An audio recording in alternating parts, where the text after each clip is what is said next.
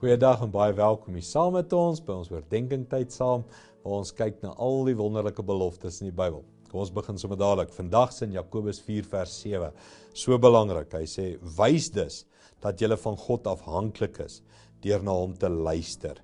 Weerstaan die duiwel en hy sal van jou af wegvlug.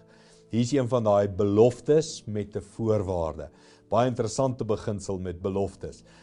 Baie beloftes het 'n voorwaarde by. Met ander woorde, ek sal of ek gaan of ek kan dit vir jou doen, maar jy moet vra daarvoor of jy moet glo daarvoor. Hierdie belofte is, jy moet laag buig voor die Here en die vyand sal van jou af wegvlug.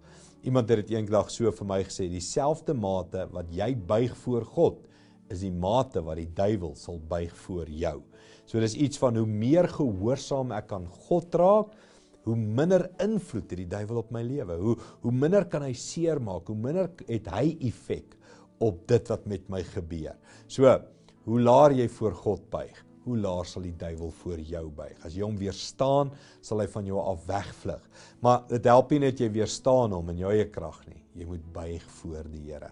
So kom ons bid vandag, dat ek en jy buig voor God, luister na hom, gehoorsaam is aan hom, en dan weet ons, wanneer ons die duiwel uit ons lewe uit verbied, sal hy uitbly, want ons is gehoorsaam aan die Here. Kom ons bid dit saam.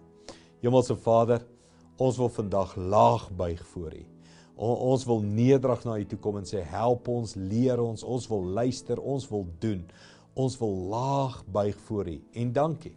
Hoe laer ons voor U buig, hoe meer vlug die duiwel uit ons lewe uit. Here, dankie dat ons nie net rondloop en die duiwel bestraf in ons eie arrogansie nie, maar hy bly uit ons lewe uit, omdat ons buig voor U.